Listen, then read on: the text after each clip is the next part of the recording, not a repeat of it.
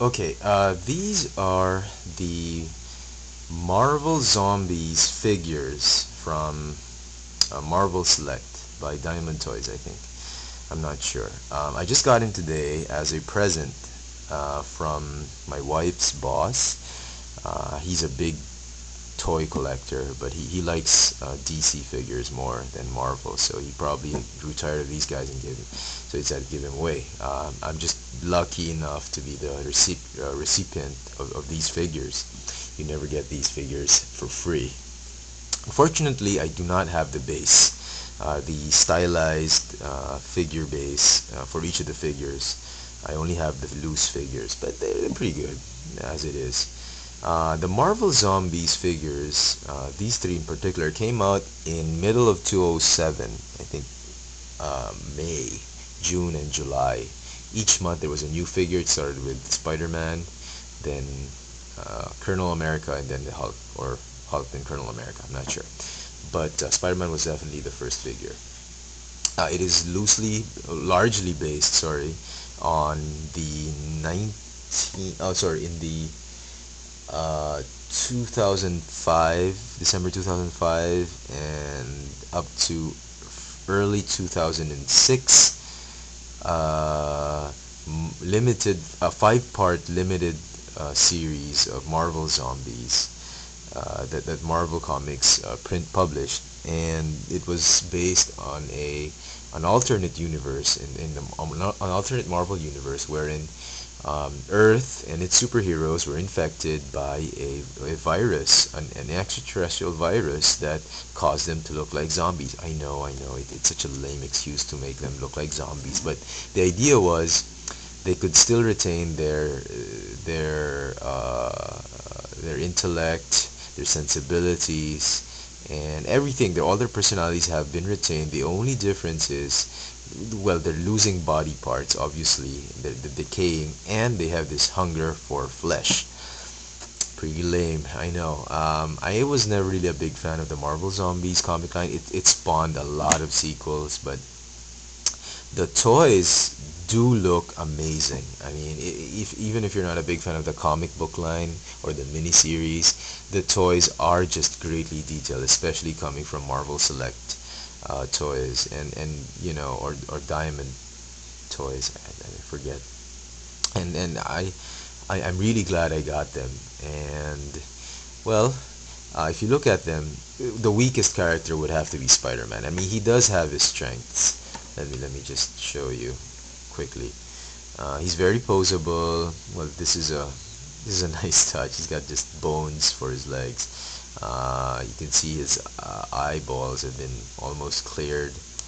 Uh, I mean, he's pretty gruesome, but I'm not a big fan of this particular figure because he's I don't know, he's way too lanky, but very, very posable.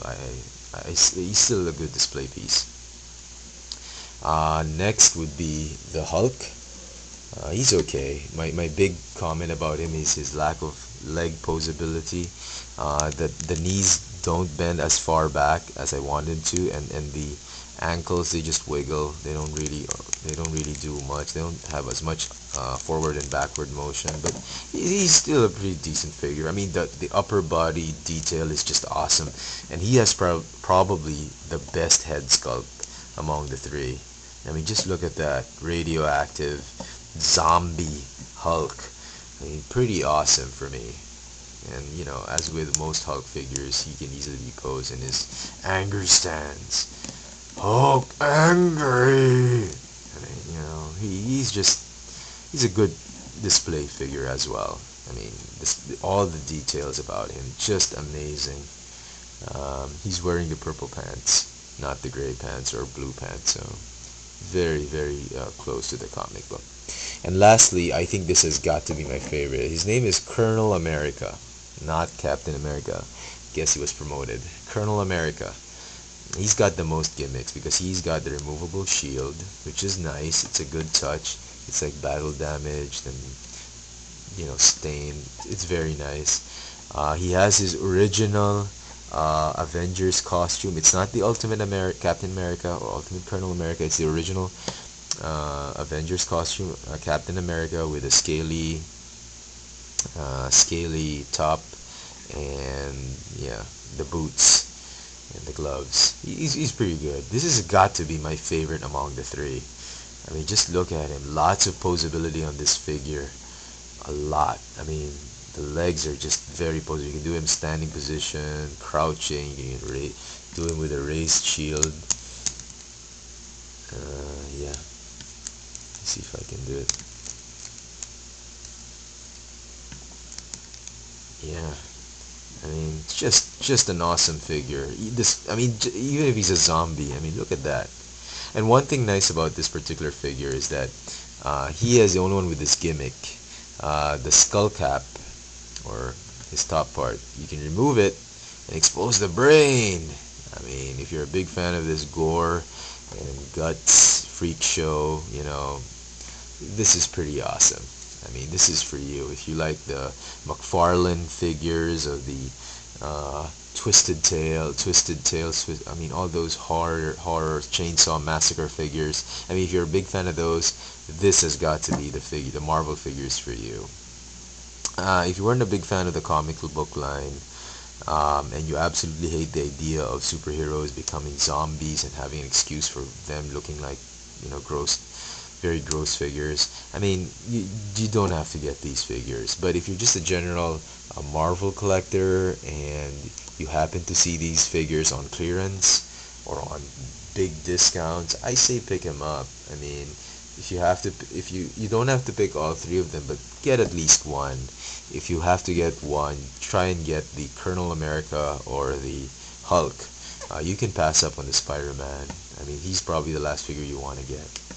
Uh,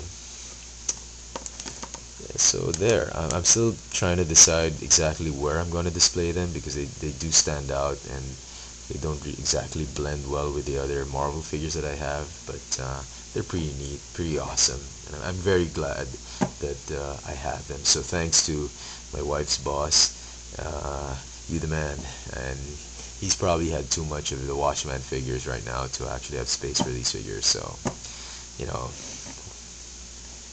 I'm grateful that he gave them to me. So there you go. The Marvel Zombies figures of Spider-Man, Hulk, and Colonel America. Thanks for watching.